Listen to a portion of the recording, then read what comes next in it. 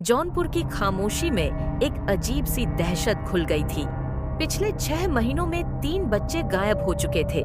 हर बार अमावस के आसपास और हर बार रात 11:45 पर गुजरने वाली बिना नंबर वाली मालगाड़ी के गुजरने के बाद गांव वालों ने इसे काला जादू का साया मान लिया था, क्योंकि गायब हुए बच्चों में से एक की मां ने दावा किया था कि उसने ट्रेन की खिड़की से एक जोड़ी चमकती हुई पीली आंखें देखी थीं। शहर से लौटे इंजीनियरिंग के छात्र प्रकाश को यह सब अंधविश्वास लगा। उसने अपने दोस्त तर्कशील शिक्षक विक्रम के साथ मिलकर इस रहस्य की जांच करने का फैसला किया। प्रकाश और विक्रम ने पहली रात छिपकर ट्रेन को देखा। 11:45 पर एक लंबी पुरानी मालगाड़ी भयानक शोर मचाते हुए स्टेशन से गुजरी। प्रकाश ने हाई पावर दूरबीन से हर डिब्बे को स्कैन किया। ज्यादातर डिब्बे खुले थे या उनमें कोयला भरा था। वहाँ देखो विक्रम, प्रकाश ने फुसफुसाया।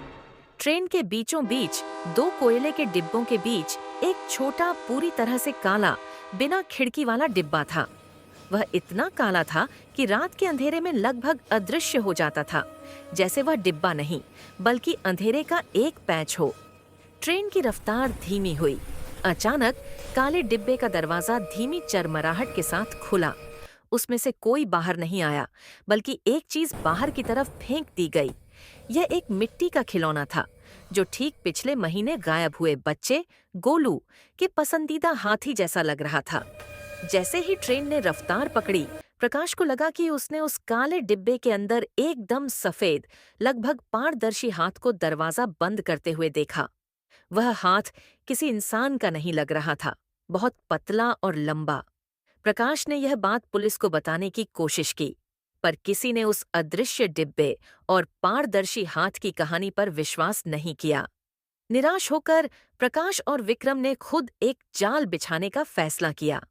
उन्होंने ट्रैक के पास एक डिफेक्टिव जीपीएस ट्रैकर छिपाया, जिसे किसी भी बड़े अचानक आई धातु के पास से गुजरने पर एक विशेष सिग्नल भेजना था।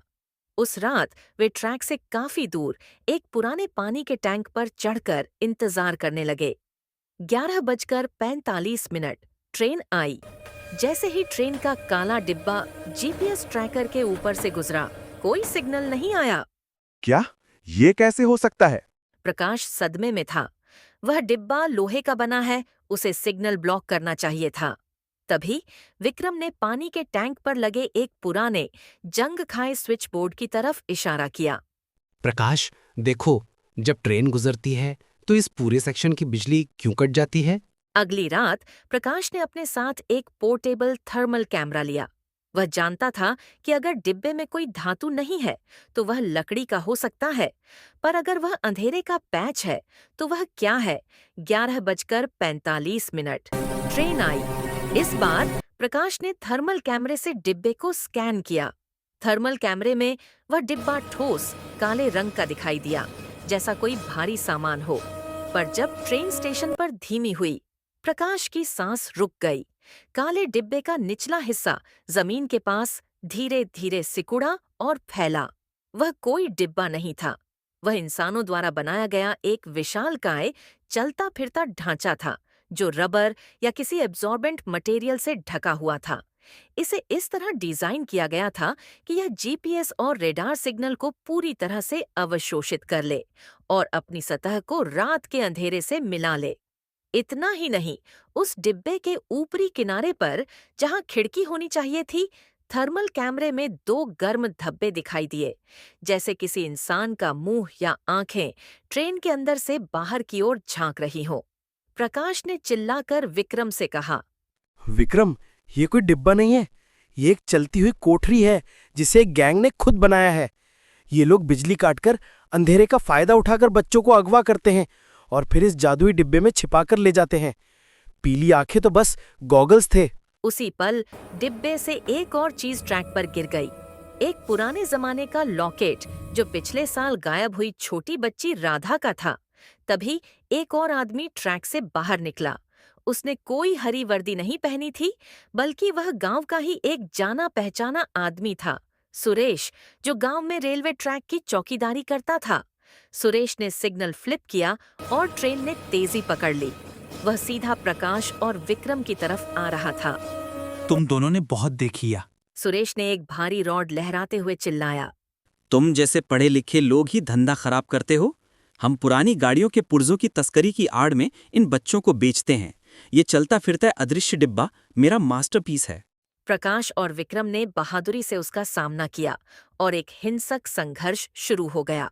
प्रकाश ने अपने दिमाग का इस्तेमाल किया। उसने जानबूझकर खुद को ट्रैक पर गिराया और विक्रम को चिल्लाया। पानी के टैंक का स्विच। विक्रम ने भागकर पानी के टैंक पर लगे पुराने स्विच बोर्ड को एक झटके में ऑन कर दिया। पूरे स्टेशन पर अचानक तेज रोशनी फैल गई। ट्रेन के गैंग को कुछ समझ नहीं आया। उसी वक्त प्रकाश ने सुरेश को पटरी पर धकेल दिया और उसे बांध दिया। कुछ देर बाद पुलिस आई। प्रकाश ने अदृश्य डिब्बे के पीछे का पूरा रहस्य समझाया। पुलिस ने अगले स्टेशन पर छापा मारा और सुरेश के साथियों को गिरफ्तार कर लिया। अदृश्य डिब्बे से सभी अगवा बच्चे सुरक्षित बरामद हुए। इस तरह जौनपुर का साया खत्म हुआ। प्रकाश ने साबित किया कि कभी-कभी सबसे डरावनी जादुई चीज भी इंसानी दिमाग और तकनीक की ही उपज होती है, जिसे केवल तर्क और साहस से ही हराया जा सकता है।